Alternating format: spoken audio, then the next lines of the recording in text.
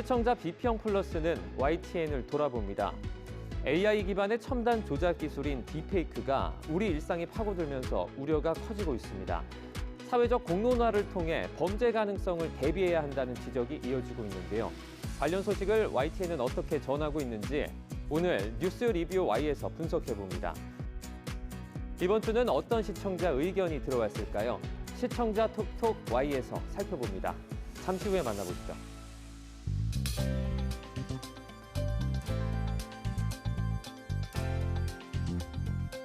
시청자 여러분 안녕하십니까? 정주영입니다. 꽃샘추위에 이어서 이번엔 봄 불청객인 초미세먼지와 황사가 포착됐습니다. 당분간 어린이와 노약자 등 호흡기 질환자는 외출을 자제하고 건강 보호에 주의하시길 당부드립니다. 호흡기 노출을 최소화하는 게 좋겠지만 부득이 외출을 해야 하는 경우엔 보호안경이나 마스크를 꼭 착용하시기 바랍니다. 그럼 이번 주 시청자 비평 플러스 뉴스 리뷰 Y로 시작합니다.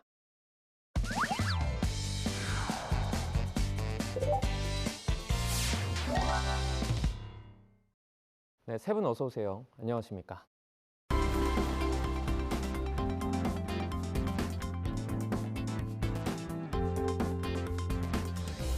뉴스 리뷰 Y 시작해 보겠습니다. 먼저 김지연 시청자 평가원이 가져오신 오늘의 주제부터 들어봅니다. 인공지능 기술인 딥러닝과 가짜를 의미하는 단어 페이크의 합성어인 딥페이크 기술에 대한 우려의 목소리가 높습니다. 딥페이크는 인공지능 기술을 바탕으로 목소리, 이미지 등을 합성하는 기술을 의미하는데요. 정치인, 연예인 등 유명인들의 목소리나 이미지를 합성한 딥페이크 영상이 최근 기승을 부리면서 본 의제가 더욱 주목받고 있는 것 같습니다. 오늘 뉴스 리뷰 Y에서는 인공지능 기술의 심각한 부작용 중 하나인 딥페이크 관련 이슈를 YTN이 어떻게 보도했는지 살펴봅니다. 네, 딥페이크 관련해서는 이슈가 상당히 많습니다. 법적인 이슈, 윤리적인 이슈 정말 다양한데요. 최근 선거를 앞두고 딥페이크 관련 문제를 지적하는 보도가 잦아지고 있습니다. 미국 대선도 있고 또 우리나라엔 곧 총선이 있죠. 이 밖에도 첨단 산업 시대에 경계를 넘나드는 그런 기술 관련 소식을 다룬 YTN 보도들 살펴보도록 하겠습니다. 평가원님. 네, 말씀하신 것처럼 4월 10일 총선을 앞두고 지난해 개정된 공직선거법에 따라 선거일 전 90일부터 선거일까지 선거운동을 위한 딥페이크 영상 등을 제작, 편집, 유포, 상영할 수 없다고 합니다. 이외에도 선관위는 인공지능 감별반을 운영하고 시도 선관위 관련 모니터링 전담 요원을 확대 운영한다는 방침도 밝힌 바가 있는데요. 미국 선거 커지는 딥페이크 우려 13개 주 규제 추진 보도는요. 미국 바이든 대통령의 가짜 목소리를 이용한 AI 선거운동 전화가 큰 논란을 불러일으킨 바가 있어서 13개 주가 관련 규제 법안을 발의했다는 내용인데요. 국내 규제의 필요성을 절감하게 했습니다. 그동안 딥페이크가 야기하는 문제점들을 지적한 보도들이 덜어는 있었지만 선거라는 공공 이벤트를 앞두고 재점화된 이슈인지라 특별히 눈길이 가는 보도였습니다. 실제로 YTN의 보도들을 보면 선거와 관련된 딥페이크 관련 현황, 규제, 사례 등에 관한 보도들이 상대적으로 많았던 것을 알 수 있었습니다.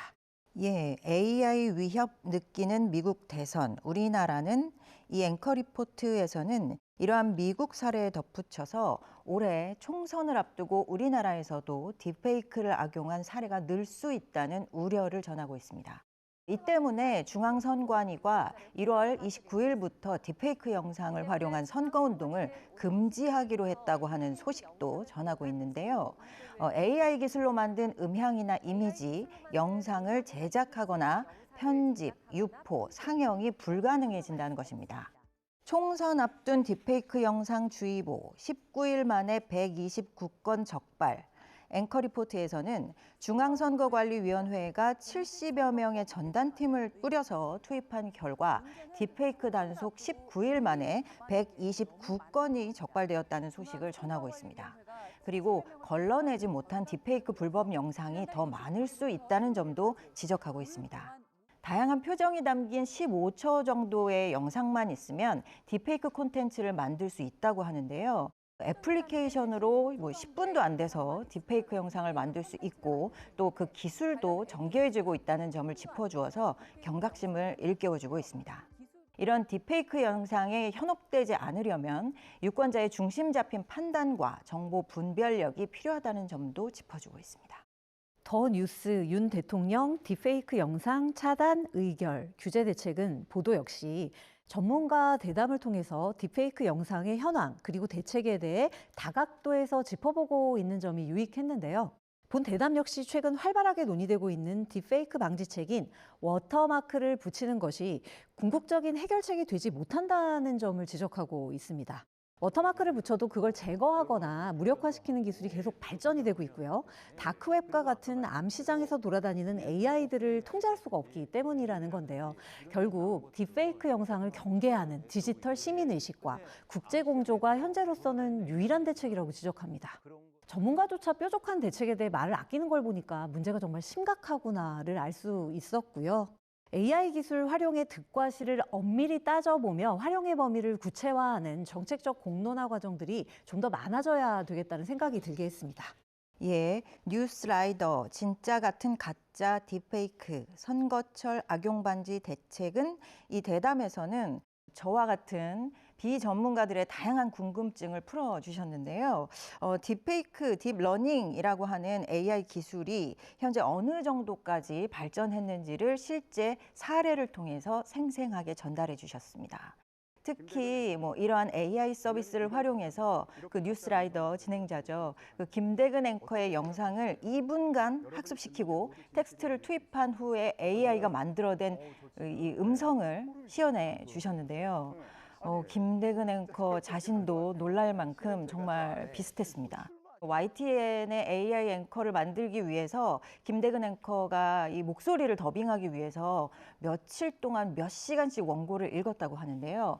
지금은 영상으로 작성한다고 하더라도 학습한 데이터 4분 정도만 있으면 2, 3분 동안의 딥페이크 영상을 만들 수 있을 만큼 그 속도가 빨라졌다고 합니다.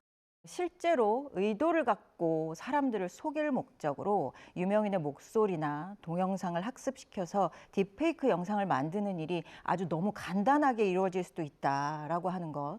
그리고 이것이 선거나 투자, 판매 시점에서 선동이나 보이스피싱처럼 악의적으로 찾아올 수 있다는 것이 피부로 와닿게 해준 생생하고 아주 유익한 대담이었습니다. 마이크로소프트사의 창립자 빌 게이츠가 지적을 하는 것처럼 딥페이크 영상은 민주주의에 대한 이게 심각한 위협이라고 하잖아요. 본 지적은 가짜뉴스가 선거에 영향을 미치거나 금융 범죄에 악용되는 등의 차원을 넘어 무엇이 진짜이고 무엇이 가짜인지 구별을 애초에 어렵게 해서 정보에 대한 신뢰 자체를 무너뜨린다는 점을 지적합니다.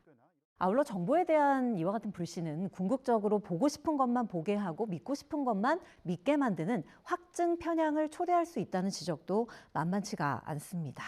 이런 때일수록 환경감시 차원에서 AI의 잠재적인 위협들에 대해 다각도에서 짚어보고 논의하는 보도 공간을 넓혀야겠습니다.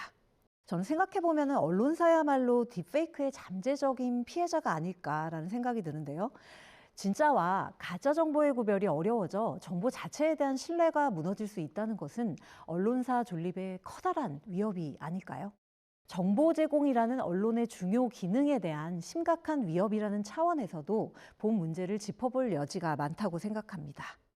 이처럼 규제에 대한 목소리가 높아지는 가운데 그렇다면 어디까지 딥페이크로 보고 규제해야 할까라는 질문이 제기되고 있는 것도 현실인데요. 때문에 딥페이크에 대한 규제가 이미지 전반에 대한 과도한 규제로 흐르지 않을까에 대한 우려도 한켠에 존재합니다. 딥페이크가 풍자, 패러디와 같은 문화적인 표현 수단과 구별이 애매하다는 이유로 디지털 이미지 전반에 대한 과도한 규제를 행할 경우 자칫 표현의 자유가 위축될 수 있다는 우려가 대표적인데요. 딥페이크의 경우 진짜처럼 보일 목적으로 가공된 악의적 이미지를 지칭하는 만큼 기술적인 프로세스뿐만 아니라 그 의도성을 함께 들여다보는 과정이 필요하다는 점을 언론이 지속적으로 환기시킴으로써 정책 수위 조정자로서의 역할을 담당해야 하겠습니다. 네, 딥페이크에 대한 방지책 또는 어떤 적절한 규제들이 아직까지는 전 세계적으로 마땅하지 않다라는 보도도 본 적이 있습니다. 뾰족한 수가 없다는 게 현실적으로 좀 안타까운 것 같고요. 이제 첨단 기술이 악용된 대표적인 사례들, 이런 부분이 이제 언론의 역할을 통해서 개선이 되면 참 좋을 것 같다라는 생각을 하게 하는데, 경각심을 높이는 내용이 꾸준히 보도된다면 조금 더 긍정적인 영향을 줄 수 있지 않을까요? 맞습니다. 저희도 몇 번 보도를 하긴 했지만 이 부분은 좀 더 세세하게 보도를 하고 심각성에 대한 공감대를 넓히는 게 필요한데, 특히 이제 총선을 앞두고 있기 때문에 굉장히 예민하지 않습니까?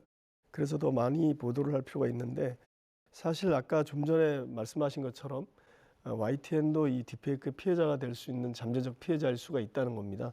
그래서 이제 보도국에서 저희들도 영상에 대해서 굉장히 주의를 기울이고, 사실 24시간 매 영상, 모든 영상에 대해서 촉각을 세우고 있다고 해도 사실 과언은 아닙니다. 그런데 이제 어떻게 하느냐라는 게 굉장히 중요한데, 아직 일반적으로 딥페이크를 걸러내는 기술적 장치가 일반적으로 사용되고 있지는 않고요.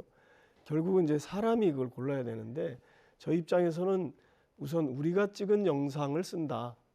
그것이 제일 중요하겠죠. 그러나 사실 두 번째로 이게 모든 영상을 다 찍어서 쓸 수는 없고요. 외신을 구매한다든지 또 요즘 많이 있는 제보 영상을 쓴다든지 이렇게 할 수 있는데, 그럴 때는 반드시 시간에 쫓기지 않고 출처를 반드시 확인해서 사용한다. 이렇게 하는 겁니다. 그런데 사실 이것도 완벽한 방법은 아닙니다. 또 출처가 그 해당 기관이 속은 거를 또 속을 수 있기 때문에 굉장히 정말 예민한 문제고 저희도 심각한 문제인데, 언론사 입장에서도 이걸 좀 더 문제를 제기하고 사회적 공감을 넓혀 나가는 그런 노력을 해야 될 것 같습니다. 네, 실장님 말씀 들어보니까 아직까지 이렇게 뾰족한 해법이 없다는 게 다시 되새겨지는 것 같습니다. 이와 함께 떠오르는 문제가 바로 저작권 문제입니다. 이 부분을 지적한 보도들도 많았는데요. 이 부분 짚어주시죠. 네, 창작자 권리보호 AI 콘텐츠 표기 의무화 공청회 보도는요. 한국음악저작권협회가 국회의원회관에서 공청회를 열고 생성형 AI를 활용한 가짜뉴스와 딥페이크 영상물, 저작권 침해 등의 문제를 논의했다는 소식을 전하고 있습니다. 본 보도는 창작자의 권리가 보호될 수 있도록 AI가 원작자 허락 없이 데이터를 학습하면 안 된다는 협회의 비판을 전하는 한편, AI 저작권 안내서를 제작하거나 AI 학습 활용에 대한 보상 방안을 마련하는 등의 정부 대응 방안에 대해서도 전하고 있습니다. 후속 보도로 AI 딥페이크 기승 저작권 보호 대책은 첩첩산중이라는 2월 5일 보도가 있었는데요. 본 보도는 현재 국회 계류 중인 저작권법 개정안에는 AI의 자유로운 학습권을 보장하는 면책 규정이 있는데, 이를 허용하면 원작자 고유의 창작물 저작권이 침해될 수 있다는 콘텐츠 업계의 우려를 전하고 있습니다. 국내 언론에서 딥페이크 문제가 주로 보이스피싱, 성범죄, 가짜뉴스 등 사이버 범죄에 집중되어 다루어져 온 것을 우리가 생각을 해보면, 창작자의 권리 보호에 초점을 두고 딥페이크 문제를 짚어준 이와 같은 보도들은 의미가 있다고 생각합니다. 그러나 주장이나 상황을 그대로 전하는 데 머물다 보니, 그래서 어떤 대책들이 구체적으로 보완되어야 하는가까지는 논의되지 못한 점이 보도의 한계라고 하겠습니다. AI 아이유 밤양갱은 누구 것? 쏟아지는 AI 커버 괜찮나? 이 앵커 리포트에서는 높은 조회수의 수익이 발생해도 정작 목소리 주인 아이유에게는 1원도 배분되지 않는다는 점에 주목하였습니다. 현행 저작 인접권 인정 범위에 AI 목소리 주인공은 해당되지 않기 때문이라는 건데요. 대부분의 AI 커버곡이 원작자의 동의 없이 제작돼서 또 목소리 당사자의 권리를 침해할 수 있고, 또 불법 음원 유포로 이어질 가능성이 크다, 이런 이유로 저작권에 대한 명확한 규정이 필요하다는 전문가들의 입장을 전하고 있습니다. 반면에 AI 커버곡 제작자들이 음원 수익을 창출하지 않으니 이를 저작권 침해가 아닌 공정 이용으로 보는 반론도 있다는 점도 언급합니다. 네, 다음으로 저는 사회적 양극화라는 차원에서 딥페이크 문제를 짚어본 보도인데요. 굿모닝 브리핑 핵심 기술로 떠오른 딥페이크, 연예계 양극화 심화할 것 보도는요. 최근 인기 드라마죠. 살인자 이응난감 주연 배우의 극중 어린 시절 모습이 딥페이크 기술로 만들어진 캐릭터라는 소식을 전하고 있습니다. 범죄 관련 보도가 아닌 산업계 핵심 기술 차원에서 딥페이크 기술 문제를 다루고 있어 이색적이었고, 연예계 양극화라는 문제를 짚고 있어 눈길이 가는 보도였는데요. 유명 배우들은 자신을 본뜬 AI 모델을 이용해 더 많은 수익을 창출할 수 있지만 기존 스턴트 대역이나 단역, 아역 배우들의 일자리는 줄어들 수밖에 없다는 점을 지적하고 있습니다. 다만 타 언론사의 보도를 단순 인용한 보도인지라 이에 대해 추가적인 논의가 이루어지지 못한 점은 아쉽다고 하겠습니다. 뉴스 라운지, 스스로 판단하는 AI 로봇 등장, EU 첫 AI법 가결에서는 AI 로봇과 AI 법에 대해서 구체적으로 해설해 주셨습니다. 인공지능에 대한 이용과 통제에 대한 사회적 합의가 얼마나 중요한지 다시 한번 경각심을 갖게 해주는 대담이었습니다. 우리도 이 논의를 더 이상 미룰 수 없다는 점을 다시 한번 상기하게 되기도 했고요. 출연자는 쉬운 일상 언어로 풀이해서 저처럼 IT 분야의 지식이 없는 시청자들도 쉽게 이해할 수 있도록 예시를 들어서 설명해 주었습니다. 그래서 훨씬 이해하기가 쉬웠는데요.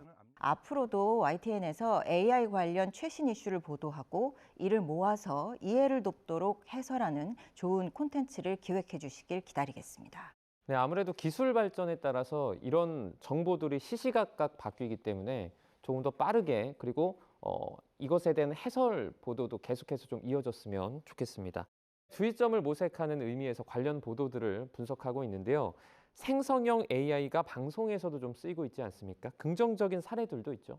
예, 그렇습니다. 사실 AI는 우리 삶을 더 편안하고 안전하게, 풍요롭게 하는 긍정적인 역할도 많이 수행하고 있습니다. YTN 보도만 보더라도 그렇습니다. 민원24 사칭 문자, 스팸, 스미싱 피해, AI로 막는다. 보도에서는 국내 통신사들이 인공지능을 활용해서 스팸 문자와 스미싱을 빠르게 판별하고 또 차단해서 피해 예방을 돕고 있다는 점을 전하고 있고요. 산사태 사각지대 없앤다. 산불 감시도 AI로 에서는 국토부와 행안부, 기상청 등 부처 간 정보를 통합하고 예측하는 첨단 기술을 활용해서 기상 재난에 대비하고 예방한다는 계획을 전하고 있습니다. AI 기술로 통관조사 척척, 폭증하는 해외 직구 대처. 보도에서는 인천공항에 도입되어서 범죄 가능성이 큰 밀반입 물품을 판별해내게 될 AI 이 기능이 장착된 CCTV에 대한 기대를 전하고 있습니다. 모두 사람이 다 할 수 없는 일, 아주 여러 사람이 오랫동안 힘을 모아야만 할 수 있는 일을 AI가 대신해주는 사례들입니다.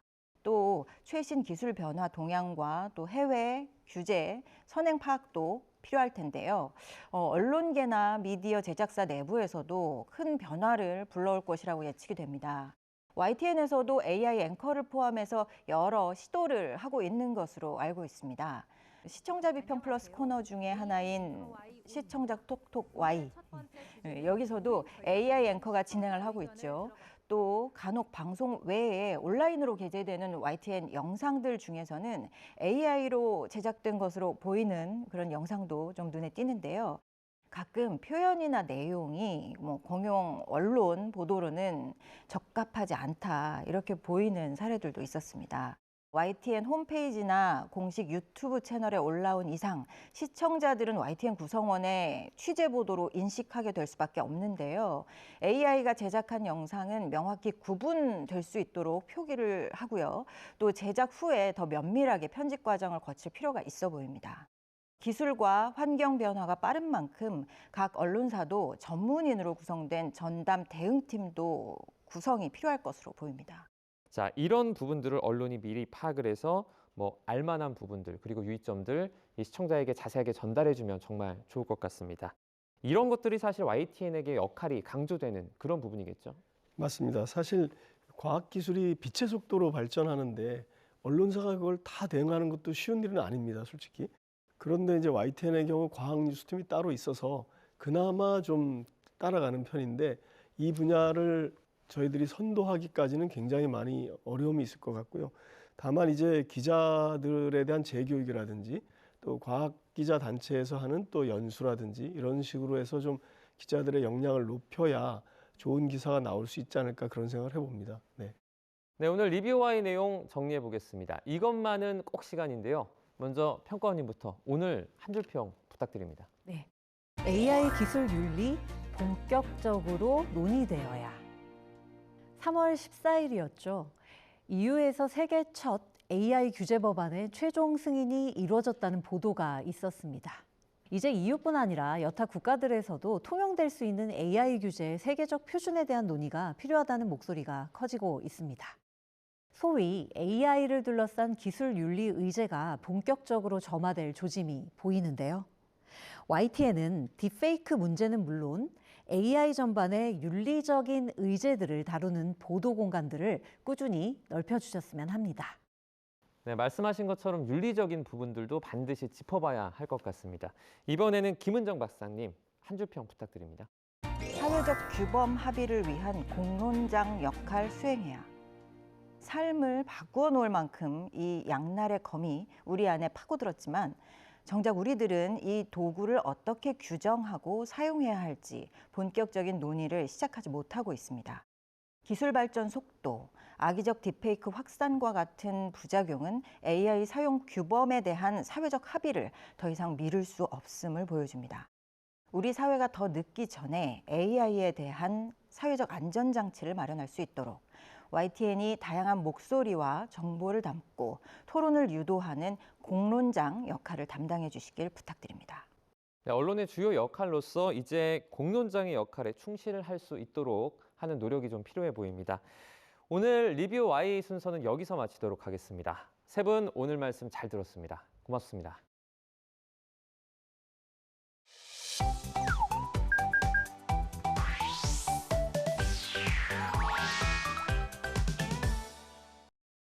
YTN을 향한 시청자 의견이라면 모두 귀 기울여 듣고 답하는 이 시청자 톡톡 Y 시간입니다. 오늘 주목한 시청자 의견을 AI 앵커 Y고가 소개해드립니다. 지금 바로 만나보시죠. 안녕하세요. AI 앵커 Y고입니다. 오늘의 첫 번째 주제는 해외 리콜 제품에 대한 시청자 의견을 들어봤습니다. 자세한 내용 지금 바로 보시죠.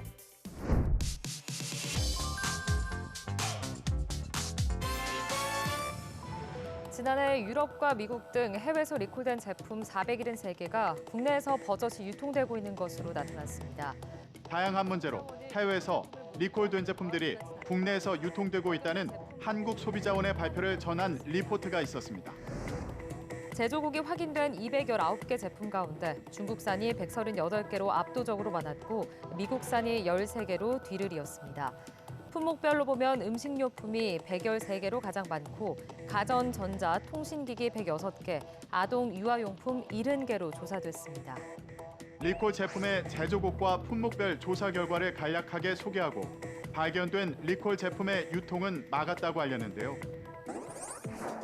이 보도에서 한국소비자원의 모니터링 결과를 소개했는데 이번 발표를 통해 소비자들이 자신이 구매한 제품이 포함됐는지, 리콜 사유는 무엇인지 등 자세한 내용이 있었다면 도움이 됐을 거라는 시청자 의견이 있었습니다. 시청자 톡톡Y에서 시청자에게 도움되는 보도를 위해 해외 리콜 제품에 대한 자세한 내용을 살펴봤습니다. 먼저 보도에서 언급된 해외 리콜 제품의 국내 재유통 판매 적발 현황을 살펴보면 품목별, 제조국별로 살펴볼 수 있는데요. 품목별에서는 음식료품이 23.9%로 가장 큰 비중을 차지했고 제조국별에서는 중국이 63%로 절반 이상을 차지했습니다. 다음으로 주요 품목별 리콜 사유를 자세히 살펴보면 음식료품에서는 유해물질 함유가 가장 큰 이유로 꼽혔고 다음으로 이물질 함유 등의 이유가 있었습니다. 그리고 가전, 전자, 통신기기에서는 전기적 요인, 불량 및 고장, 과열, 발화 등의 이유가 있었고 아동 유아용품의 경우에는 부품 탈락, 삼킴 및 질식 위험의 이유와 유해물질 함유 등의 이유로 리콜됐음을 확인할 수 있습니다. 다음으로 시청자 톡톡Y 두 번째 주제는 테라루나 폭락 사태 재판에 대한 시청자 의견을 들어봤습니다. 어떤 내용을 담고 있는지 이어서 확인해 보시죠.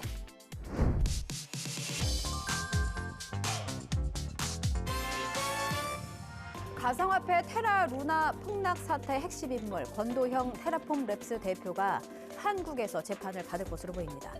테라폼 랩스 권도형 대표가 어느 나라에서 재판받을지에 관심이 집중된 가운데 한국으로 송환을 결정했다는 소식이 YTN 보도를 통해 전해졌는데요. 몬테네그로 고등법원이 미국 인도 결정을 뒤집고 한국 송환을 결정한 것으로 전해졌는데요. Državljanima Republike Koreje biti obezbeđeno poštovanje svih prava koji sleduje shodno važećim zakonskim propisima u Crnoj Gori kao i potvrđenim međunarodnim ugovorima. 범죄의 인도 최종 승인권을 쥔 몬테네그로 법무장관이 사법부 결정을 따를지는 지켜봐야 할 것으로 보입니다. 권 씨가 한국에서 재판을 받게 되면 미국보다 형량이 크게 줍니다. 권도형 대표가 한국으로 송환된 배경을 설명하고 법무장관의 인터뷰를 통해 몬테네그로 법무부의 입장을 전했는데요. 앞으로 권도형 대표가 한국에서 재판받게 될 경우 미국에서 재판받는 것과 형량에 큰 차이가 있어 귀추가 주목되는 시점입니다. 이번 보도에서 몬테네그로 고등법원이 권도형 테라폼 랩스 대표의 한국 송환을 결정했다고 보도했는데 우리나라와 미국의 형량이 차이나는 이유나 한국 피해자들이 피해액을 받을 수 있는지 등이 궁금했다는 시청자 의견이 있었습니다. 시청자의 궁금증이 남지 않는 보도를 위해 시청자 톡톡아이에서 관련 사안을 자세히 살펴봤습니다. 한국과 미국의 형량이 차이 나는 이유를 살펴보면 영미법계인 미국은 개별 혐의 형기를 합쳐 형량을 정하는 병과주의를 택하고 있는데요. 징역 10년 선고가 가능한 범죄를 10개 저질렀다면 100년형을 선고할 수 있는 식입니다. 하지만 대륙법계인 한국은 가중주의를 따르는데요. 국내 형법은 한 사람이 2개 이상 범죄를 저지른 실체적 경합범의 경우 여러 혐의 중 최고 형량의 최대 2분의 1을 가중토록 합니다. 그리고 한국 피해자들에 관해 법조계에선 권 씨가 국내 송환될 경우 피해 회복 측면에선 도움이 될 수 있을 것으로 보고 있는데요. 현재 검찰은 권 씨의 재산 71억 원을 포함해 공범들의 재산 2,400억 원 상당을 확보한 상태인데요. 국내 법원에서 유죄가 확정될 경우 국내 피해자들 배상에 해당 재산을 쓸 수 있게 됩니다. 마지막으로 오늘 시청자 톡톡 Y 세 번째 주제는 국제 설탕값 상승에 대한 시청자 의견을 들어봤습니다. 이어지는 내용도 지금 바로 만나보시죠.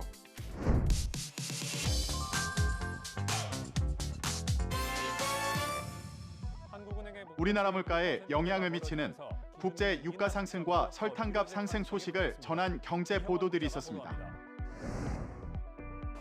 주춤했던 물가 상승률이 다시 3%대로 튀었습니다. 70% 넘게 폭등한 금사과를 포함해 과일값이 고공행진한 영향이 컸습니다. 국제 유가까지 꿈틀대면서 물가 전망은 더 어두워졌습니다. 정부가 재빨리 안정시키겠다고 했지만 상황은 녹록지 않습니다.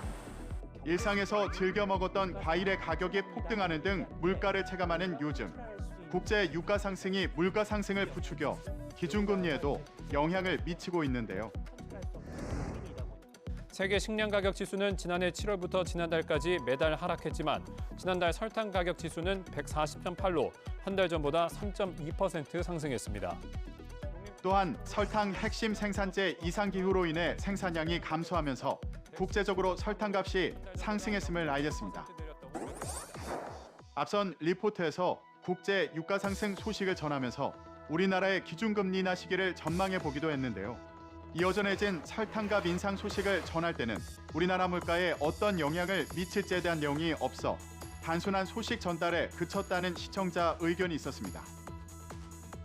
자세한 내용을 보충하기 위해 시청자 톡톡Y에서 국제 설탕값 인상이 우리나라 물가에 미치는 영향을 살펴봅니다. 기본적으로 설탕 가격이 요동치면 설탕을 원료로 하는 식품 가격이 연달아 오르는 슈거플레이션을 걱정할 수밖에 없습니다. 국내 설탕 수급 구조는 제당사에서 원당을 수입해 설탕을 생산하는데요. 이 중 대부분은 음료, 제과, 제빵 등 식품업체에서 소비되기 때문에 설탕 가격이 치솟으면 가공식품 등 먹거리 가격 전반에 영향을 줍니다. 통상적으로 국제 설탕 가격이 국내에 반영되기까지 3에서 6개월이 걸리는데요. 지난해 설탕 가격 상승으로 우리나라는 할당 관세를 적용해 올해 상반기까지 설탕의 원료인 원당 전량에 관세를 매기지 않기로 했는데요.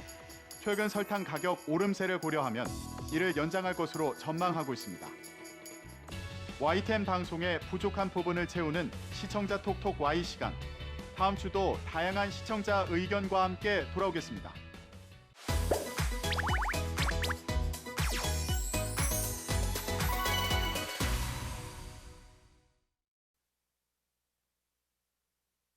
안녕하십니까. 2024년 3월 YTN DMB 시청자위원회 회의를 시작하도록 하겠습니다. 전반적으로 각 부는 그리 길지 않은 시간이지만 시청자들이 궁금해할 만한 요소를 잘 정리해서 효율적으로 보여준다는 인상을 받았습니다. 특히 시청자 한 명의 입장에서는 일부의 연출과 구성이 잠옷 훌륭했다고 생각이 듭니다.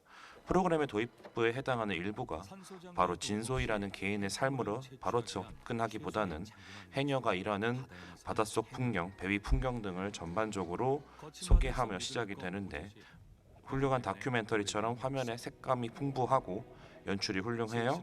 프로그램에 대한 흥미 유발을 충분히 시켜줄 뿐만 아니라 해당 연출을 통해서 진소희라는 개인에까지 자연스럽게 궁금점이 연계되도록 한다는 점에서 높은 평가를 주고 싶습니다. 오염되고 있는 거제 바다를 보여주고 전복을 인공적으로 키운 뒤 바다에 뿌려 자연산 전복을 만드는 방식을 설명하는 부분에서는 이 프로그램이 바다 생태계 오염 실태와 극복 방안을 강조하고 싶은 것일까 하는 생각이 들기도 했습니다. 특히 전복 방류를 위해 전복을 키우는 곳에 주인공이 방문한 장면을 보면 주인공조차도 그 장소에 처음 방문해서 처음으로 설명을 듣는다는 것이 역력하게 보여서 방송을 위해 다소 연출된 장면은 아닌지 의심스럽기도 했습니다.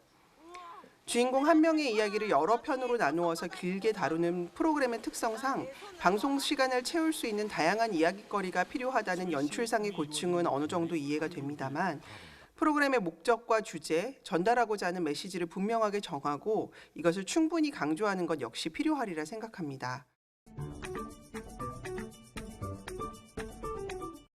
영상 언어는 다른 언어나 텍스트보다 직접적이고 구체적이며 그만큼 충격과 파급 효과도 남다르게 클 수밖에 없습니다. 즐거운 해녀의 직업을 표현할 때는 빛을 가르고 물속 깊이 자유롭게 유영하는 모습, 큼직한 전복과 멍게의 클로즈업 등 이런 것을 통해 행복과 만족감을 보여준 반면 파도치는 나쁜 날씨나 바다 깊이 고립되고 해파리의 공격을 받는 위기 상황에서는 어두운 구름, 일렁이는 파도, 가로가 아닌 세로와 대각선의 바다 수평선과 강하게 출렁이는 영상 등 대조적 영상을 통해 진소희 씨의 불안과 두려움, 공포 등을 잘 표현해주고 있습니다. 이렇게 빛과 어두움, 잔잔한 파도와 출렁이는 파도, 바다 수평선의 가로와 세로가 보여주는 대조적인 영상 언어는 시청자에게도 진소희 씨의 감정을 공감하고 몰입하게 해주는 역할을 톡톡히 해주고 있습니다. 하지만 전반적으로 나타나는 영상 언어는 다양하지 못하고 영상 구도나 색채 등 별다른 감흥을 느끼게 하지 못하고 있습니다.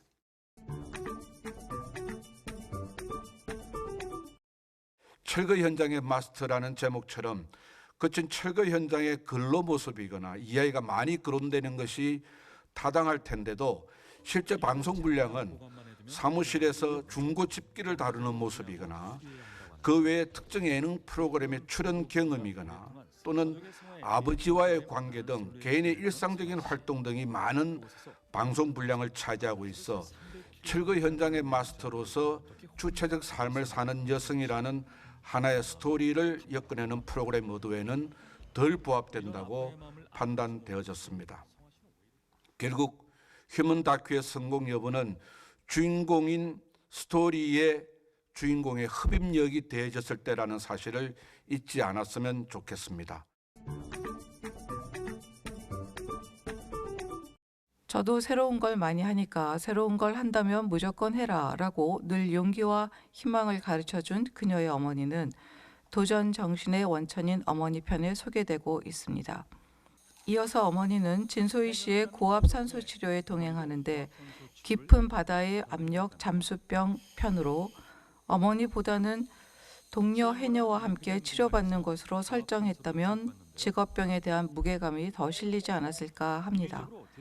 잠수병은 물속 깊이 잠수했다가 급격히 상승할 때 기압차로 인해 발생하는 해녀들의 직업병인데 지자체에서 월 4회 무료 치료해준다고 하니 반가운 소식이었습니다. 해녀라는 직업에 자부심을 가지고 다른 사람에게 받은 만큼 그 이상을 주고 싶다고 말하는 밝고 아름다운 그녀에게 저 역시 응원을 보내는 바입니다. 그녀의 아직은 미완성인 도전기, 철거 현장의 마스터라 불리기에는 아직도 많이 미흡해 보이는 그녀의 진행 중인 스토리를 차라리 좀 더 진솔하게 담아주었더라면 하는 아쉬움이 많이 있습니다. 최성화 편을 보다 보면 일하는 모습이 아름다워 보이는 사람은 최성화 씨라기보다는 그녀의 아버지입니다. 최성화 씨 자체의 모습이 부각되는 부분은 그녀의 차와 구두와 가방과 손톱 길이와 네일 색깔과 시계 등 외적인 것들이 많았던 것 같습니다. 자켓을 입고 예쁘게 네일을 한 긴 손톱을 하고 300kg의 주방기기를 배송하는 모습이 그녀의 실제 일하는 현장에서의 있는 그대로의 모습인지 아닌지는 우리는 모릅니다. 또 방송에서 보여준 직접 그녀 손으로 철거, 배송, 설치 등 일하는 모습이 그녀의 실질적인 업무 영역 그대로인지 아닌지도 우리는 알 수 없습니다. 눈에 띄는 그녀들이 가고자 하는 방향이 MZ들이 좋아하는 시각적 엔터 요소들을 곳곳에 많이 가미하고자 함인지 아닌지도 우리는 정확히 알지 못합니다. 처음에는 최성화 씨가 그냥 아버지의 일을 도와서 보조적으로 그냥 그런 역할을 하는 것인가라는 생각이 들었는데 점점 방송을 보다 보니까 혼자서 철거업체를 운영하고 또 고객들을 위해서 최선을 다하는 모습이 조금은 감동적인 면도 있었습니다. 그리고 사실 철거 현장에서 일이 어떻게 보면 젊은 남자들도 기피하는 일인데 몸에 여러 가지 상처가 나는 와중에도 묵묵히 하는 모습도 아름다웠습니다. 다만 이제 최성화 대표 본인이 원했던 부분인지 모르겠지만 최성화 대표의 연애나 결혼 부분을 만들어서 분량을 채우려 한 거 아닌가 생각이 됩니다. 특히 이 눈에 띄는 그녀들이라는 방송 자체가 자신만의 일을 하면서 누구보다 당당하게 살아가는 여성들의 모습을 담는다는 것이 프로그램의 주된 취지인데 최성화 대표의 연애나 결혼에 대한 부분은 넣지 않아도 좋지 않았나 생각이 듭니다.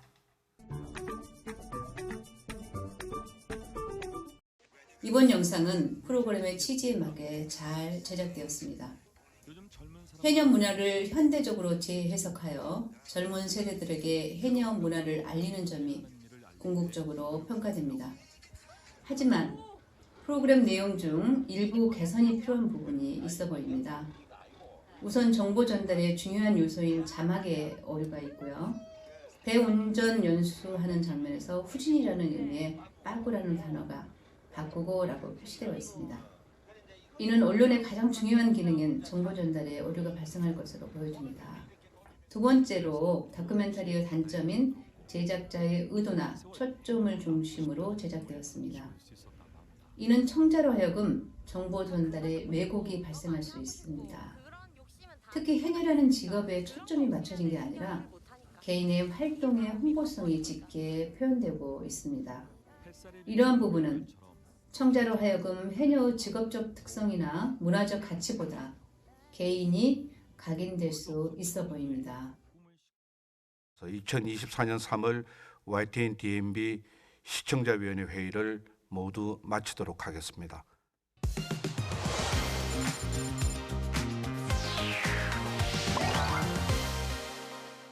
시청자 목소리로 YTN을 되돌아봅니다.